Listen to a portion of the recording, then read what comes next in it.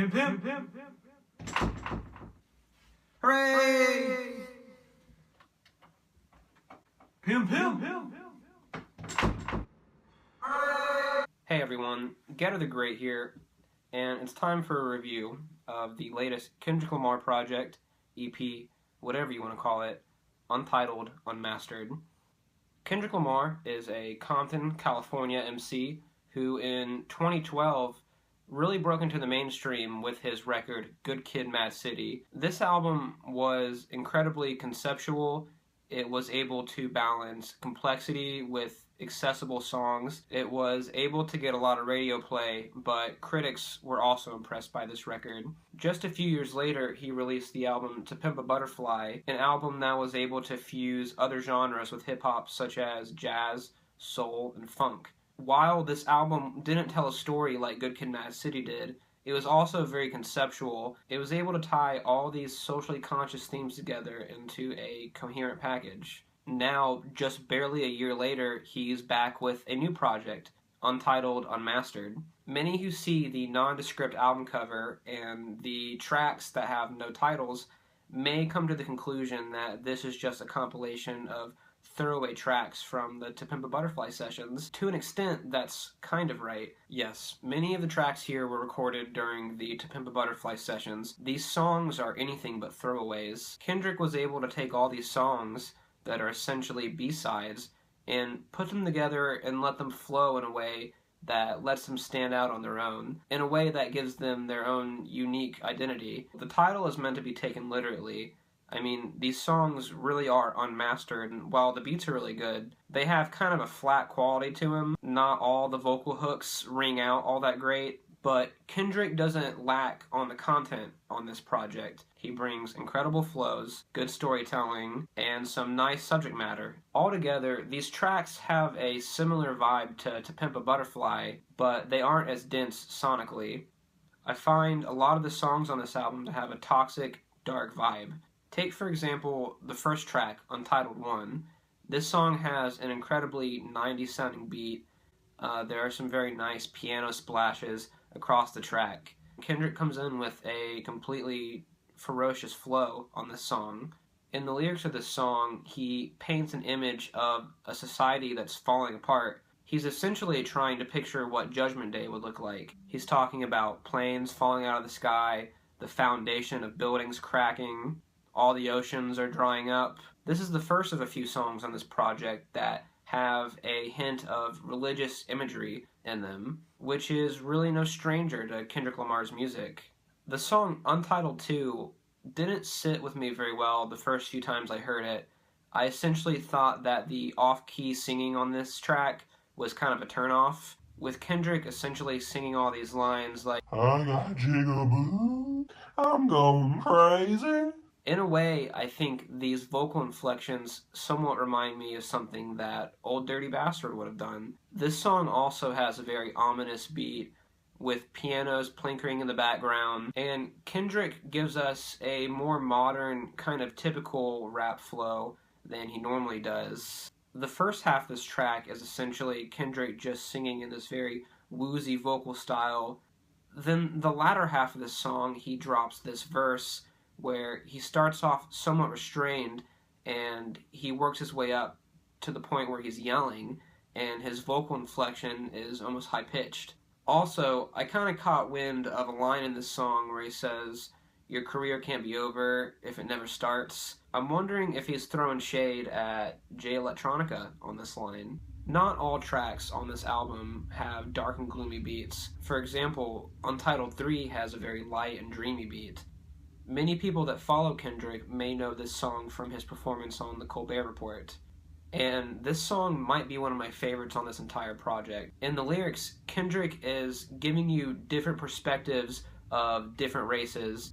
Although they're not all in-depth, they seem more like stereotypical depictions of the race, but I find it really interesting. He gives you all these different viewpoints, like the Asian man is talking about having a good state of mind. The white man is trying to convince Kendrick to sell out in a way. He's trying to make a deal with him, saying he can sell his rhymes for $10.99. The lyrical matter in the song kind of reminds me of the idea he had on Wesley's Theory from To Pimp a Butterfly, essentially talking about this Uncle Sam American character that is trying to pimp the black man and make money off of him. The female vocals on this song remind me somewhat of the vocals that come in on the King Kunta track from To Pimp a Butterfly. Another song that has a light and dreamy beat would be Untitled 6, which features vocals from none other than CeeLo Green. I love the dreamy quality of this song. I also think that the breakbeat part during the chorus is fantastic. Untitled number 4 is essentially just a interlude track that kind of introduces the vocal hook on the next song, Untitled 5, all about how head is the answer. And the first time I heard this, I kind of had the immature reaction, but I should have known that this most likely means that head is referring to knowledge, like knowledge is the answer, which is a much better message in my opinion. This track leads into Untitled 5, which just might be my favorite track on the entire project. This song has a fantastic instrumental.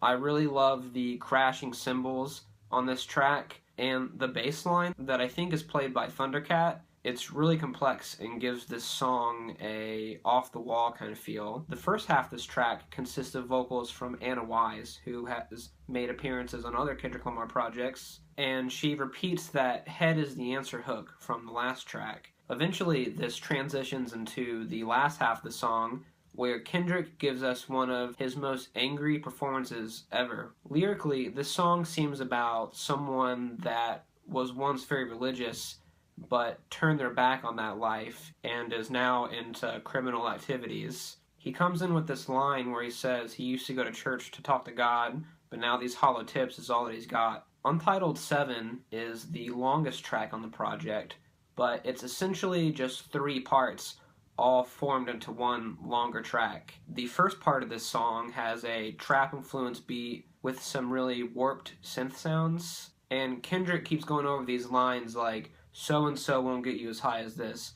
drugs won't get you as high as this. In the middle of this track, there's a beat change up, and Kendrick goes over this new beat with a more traditional hard-hitting flow than the first part. The third part, which ends this track, is a long studio recording of Kendrick and a bass player going over the songwriting process, and it shows you how Kendrick is coming up with the head is the answer hook. I do appreciate this being on the song, as it kind of gives you a personal moment with Kendrick in a way, but I think that this part kind of runs too long. If you're listening to the album all the way through, I think it kind of kills the flow a little bit. Also, I want to mention, the son of Swiss Beats and Alicia Keys has something to do with the production of this song.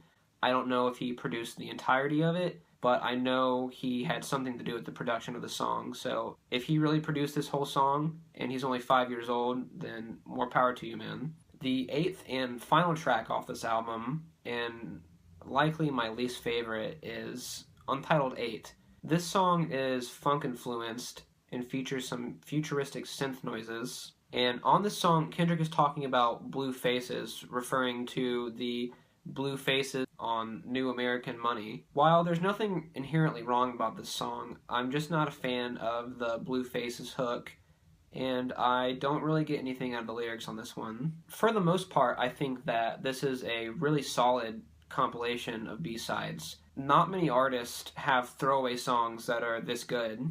While I do have a few complaints about the mixing of this record, I really can't bitch all that much because the album is called Untitled, Unmastered. The only times that I think the unmastered quality of these recordings hurts the tracks are on songs like Untitled 2, where the beat could just use like a little bit more meat to it. It could be a little bit more dense. And Kendrick needed a little bit more to make those vocal hooks stick more. I also think that the mixing hurt Untitled 6, where the beginning of the song features vocals from Kendrick that are kind of off-key, but not in a flattering way like on Untitled 2. These just seem like vocal harmonies that would have been helped with a little bit more meat added to them as well. Another aspect where I think the album falters just a little bit is the song structuring. I think this project suffers a little bit from the pacing of the songs. For example, some tracks here just have too much length, or needed a little bit trimmed off of them. But altogether, I think that Kendrick really came through with a collection of songs that, while they are B-sides and they are throwaways, there are highlights in here as well. This will more or less just hold off Kendrick fans until his next full-length release, and I'm happy that we have this collection of tracks. They're a lot stronger than they have any right to be, being B-sides. So I'm feeling 8 out of 10 on this one. I thought it was really good. I want to know what you thought about this album. Tell me what you would rate it in the comments below. Also, don't forget to like, comment, and subscribe to my channel. Till next time. Pim, pim, pim, pim.